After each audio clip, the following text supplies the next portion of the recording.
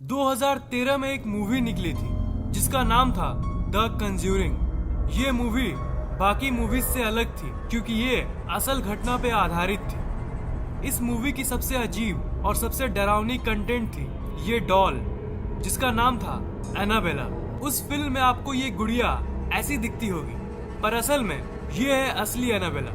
उस मूवी को ज्यादा एंटरटेनिंग बनाने के लिए उस डॉल को डायरेक्टर ने रीडिजाइन करवाया था पर असल में ये डॉल बाकी गुड़ियों जैसी एकदम सिंपल दिखती थी। वीडियो शुरू करने से पहले मैं ये कहना चाहता हूँ कि आप लोगों में से कई लोग आत्माओं और भूतों पे यकीन नहीं करते होंगे, इसलिए मैं आपको मेरी घोस्ट वाली वीडियो देखने के लिए कहूँगा। इस वीडियो में मैंने भूतों और आत्माओं के बारे में एक साइंटिफिक वे में समझाया है। So let's explore the true story of the Annabelle doll.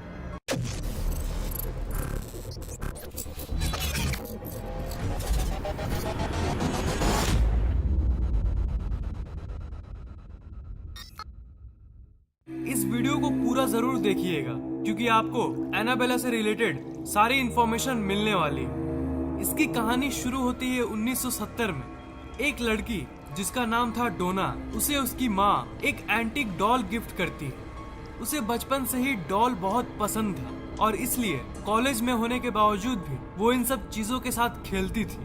डोना उस समय कॉलेज में थी और वो नर्स की पढ़ाई कर रही थी।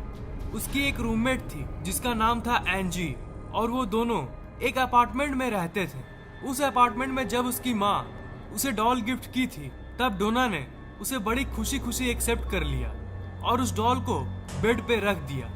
थोड़ी देर बाद डोना और उसकी दोस्त एंजी दोनों ने ये नोटिस किया कि वो डॉल खुद ब खुद अपने आप जगह से मूव करने लगी। वो जब घर वापस आती थी उस समय डॉल की पोजीशन बदल जाती थी। जब वो उस डॉल को किसी रूम में रख के कॉलेज से आती थी तब वो देखती थी कि वो डॉल दूसरे रूम में पड़ी हुई है। जैसे जब वो बेड पे उस डॉल को रखती थी तो वापस आने के बाद वो अपने सोफा पे उसे पाती थी। धीरे धीरे ये चीजें और भी बढ़ती गई।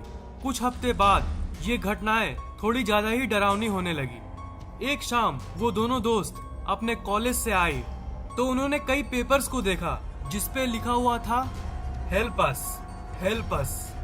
डॉल की पोजीशन बदलना उन लड़कियों के लिए एक आम बात हो गई थी। एक रात जब वो अपने घर पे आई तो उन्होंने उस डॉल को उसी जगह पर पाया जहां उसे वो छोड़ के गई थी। पर डोना को कुछ अजीब सा महसूस हो रहा था और डोना उस डॉल को ध्यान से देखने लगी तो उसने देखा कि डॉल के ऊपर खून लगा हुआ है। इस ब्लड वाली घटना के बाद वो दोनों लड़कियां पूरी तरह से डर गई। उसके बाद उन्होंने एक पैरानॉर्मल इन्वेस्टिगेटर को अपने घर पे बुलाया उस डॉल की जांच करने के लिए। उस इन्वेस्टिगेटर ने ये कहा कि ये डॉल एक मरी हुई लड़की की आत्मा है जिसका नाम था एनाबेला हिगिंस।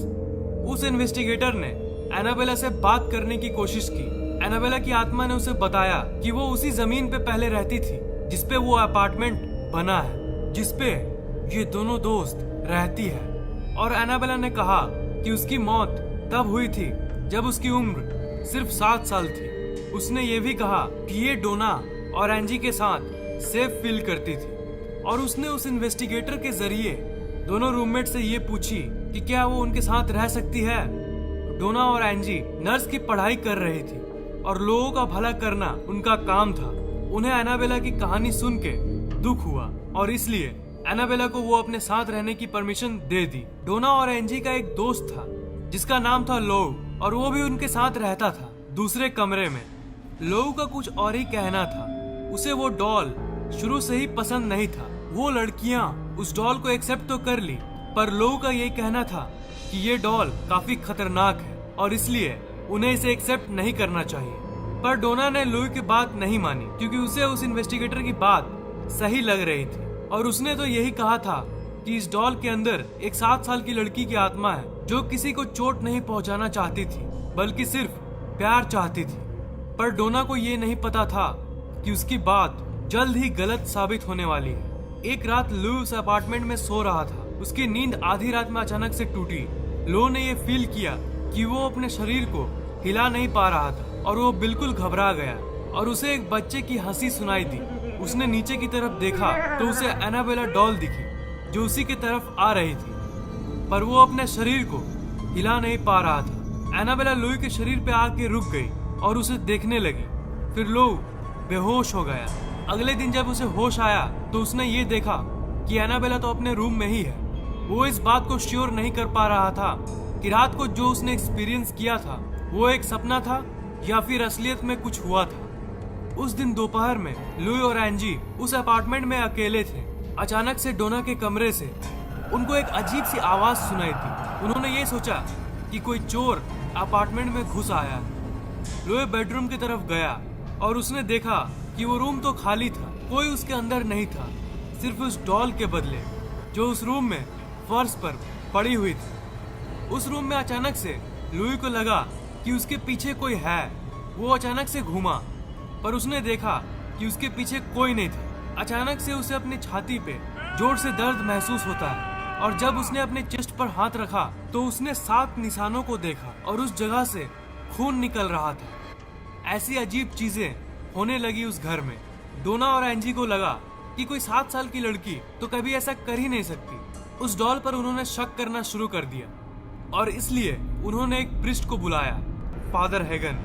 पर फादर हेगन को लगा कि वो इस काम के लिए सही नहीं है। ऐसी स्पिरिट की जांच करने के लिए उन्हें किसी बड़े प्रिस्ट को कांटेक्ट करना चाहिए। इसलिए उन्होंने फादर कुक, जो एक बहुत बड़े प्रिस्ट थे, उन्हें कांटेक्ट किया।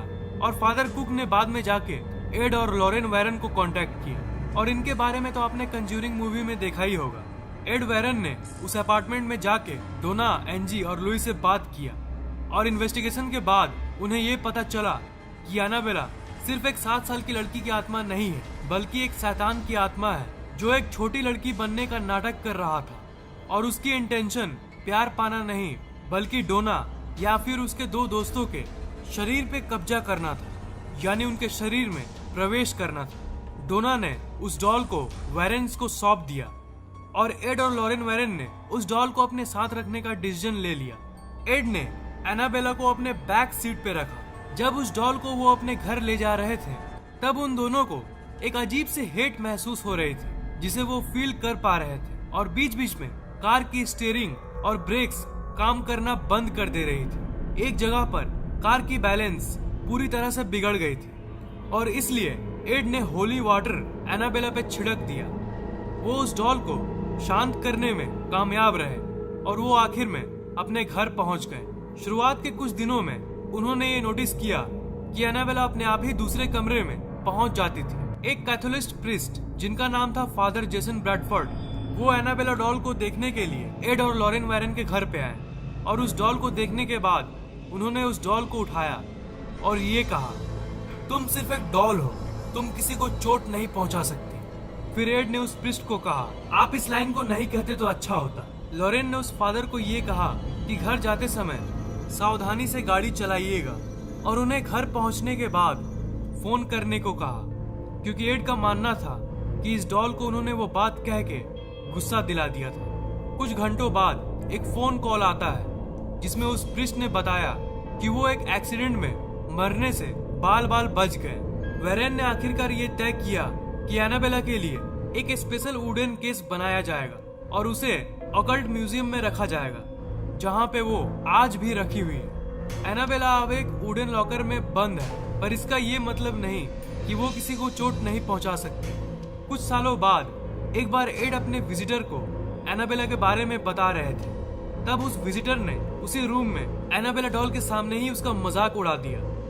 जब वो विजिटर रात में अपने एक क्लोज फ्रेंड के साथ बाइक पे घर जा रहा था, तब उसका एक्सीडेंट हो गया, पर उसकी वो दोस्त बच जाती है, पर वो लड़का मर जाता है। उसकी जो दोस्त बचती है, उसने ये कहा कि वो एनाबेला के बारे में बात कर रही थी, उसको लेकर मजाक उड़ा रही थी। तभी अचानक से उसने अपना कंट्रोल लॉस्ट कर दिया और वो बाइक एक पेड़ पे जाके टकरा गई। आज भी एनाबेला उसी ऑकल्ट म्यूजियम में पाई जा सकती है। ये दुनिया की सबसे श्रापित डॉल्स में से एक नहीं, बल्कि दुनिया की सबसे श्रापित डॉल है। जैसा कि मैंने कहा कि आज भी एनाबेला उसी ऑकल्ट म्यूजियम में बंद है। तो अगर आपको एक चांस मिले तो क्या आप एनाबेला डॉल को करीब से देखना चाहोगे?